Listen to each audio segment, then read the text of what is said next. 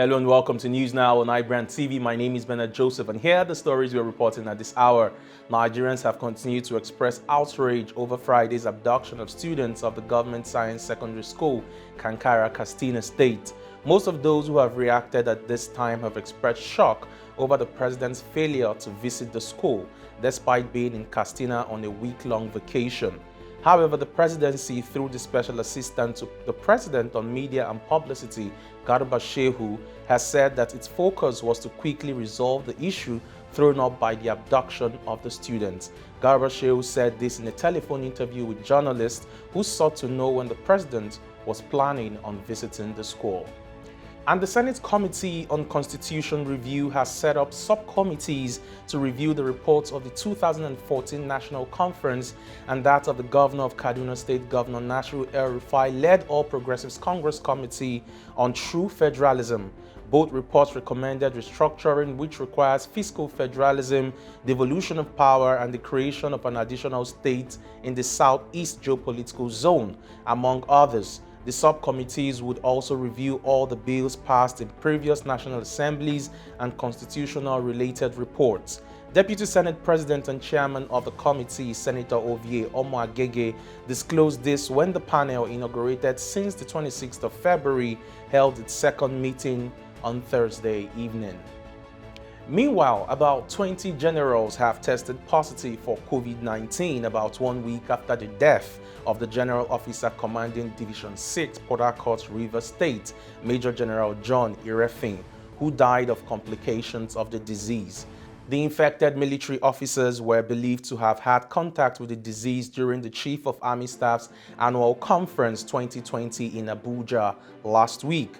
The conference was cancelled following the general's passage, and the participants, including the Chief of Army Staff, Lieutenant General Toko Buratai, Minister of Defense Bashiru Magashi, and GOCs from nearly all army divisions nationwide, were directed to go on self-isolation. Following the development, the Chief of Army Staff did not attend the wedding of his son in Abuja on Friday.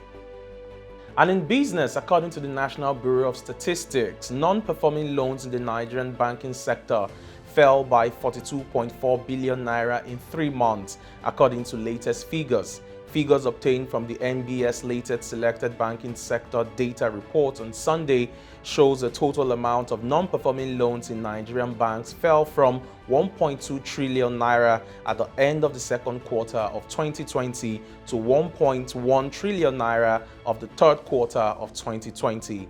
The National Bureau of Statistics also said that in terms of credits to the private sector, the total value of credit allocated by the bank stood at 19.8 trillion naira as of the third quarter of 2020. And aviation experts have expressed worry that Nigeria could soon be hit by a second wave of the COVID-19 pandemic following rising daily cases and the abandonment of safety protocols amongst many states in the country.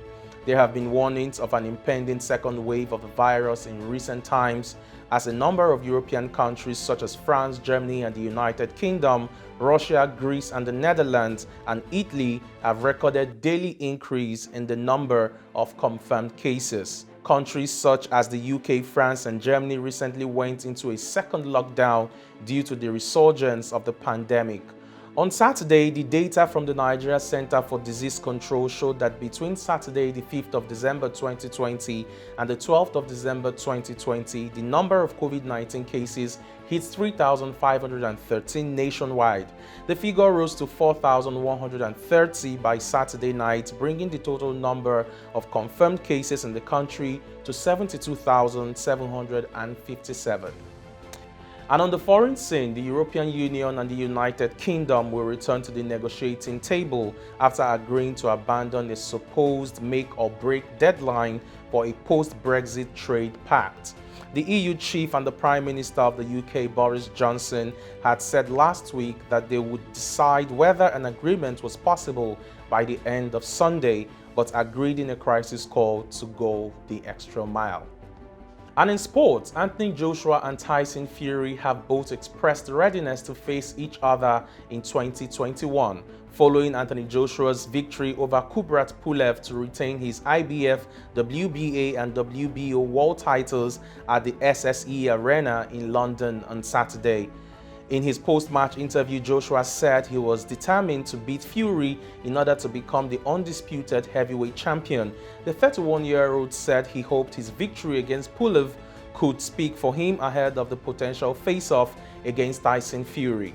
Fury, who holds the WBC belt, has also said he looks forward to knock out the unified heavyweight champion when they meet in an all-British bout in 2021. And that wraps it up for us on News Now on iBrandTV. For more news stories, visit our website, subscribe to our YouTube channel, like and follow all of our social media platforms. I am Bernard Joseph, and I'll see you again next time. Bye for now.